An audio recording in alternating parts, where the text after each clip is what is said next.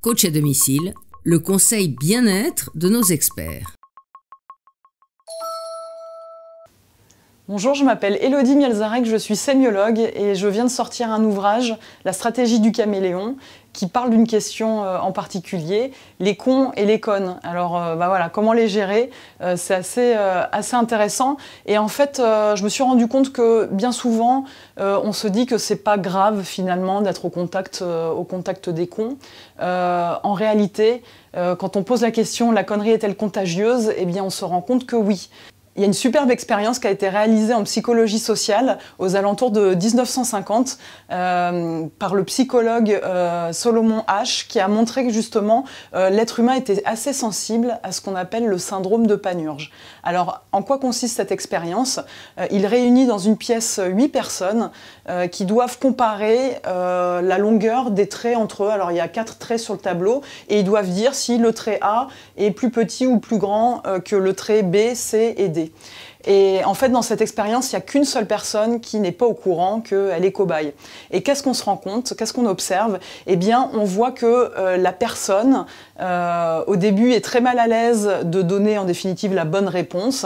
Et on se rend compte qu'au fur et à mesure de l'expérience, la pression sociale fait que la personne va se conformer aux réponses qu'elle a entendues précédemment. Donc à la fin, elle va vous dire « Ah bah oui, les traits sont de la même longueur », alors que c'est visuellement très impactant que les traits sont de différentes tailles.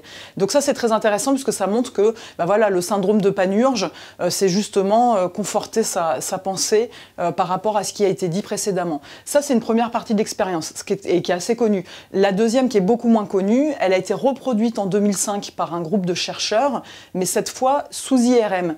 Et qu'est-ce qu'ils ont observé? Alors, ils s'attendaient bien à ce qu'il y ait des zones spécifiques du cerveau qui s'activent, notamment les zones sociales liées à la gestion de conflits. Mais en définitive, c'est pas celle-ci qui s'est activée, c'est celle de la représentation spatiale. Et qu'est-ce que ça veut dire? Ça veut dire que à long terme, eh bien, c'est même votre cerveau qui vient modifier sa perception de la réalité.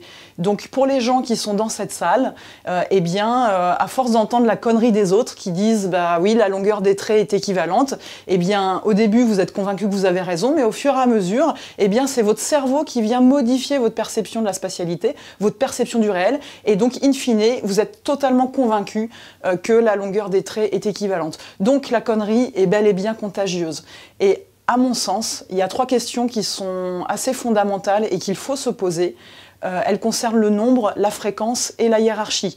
Donc premièrement, la question du nombre. Est-ce que les cons et les connes, est-ce que vous en voyez beaucoup dans une semaine? La question de la fréquence, est-ce que... Donc on a vu, est-ce qu'il y a beaucoup de cons dans votre entourage? La question de la fréquence, c'est sur une semaine. Est-ce que vous êtes à leur contact d'un point de vue de la durée? Est-ce que ce contact, il est long? Et puis, la question de la hiérarchie, est-ce que le con ou la conne a plus de pouvoir hiérarchique que vous? Ça, bien sûr, ça vient jouer dans la balance. Alors, vous l'avez compris, à ces 3 questions, plus vous répondez oui, et plus vous êtes susceptible d'être assez fragilisé sur cette question-là. Donc, il faut rester vigilant. À bientôt sur le HuffPost.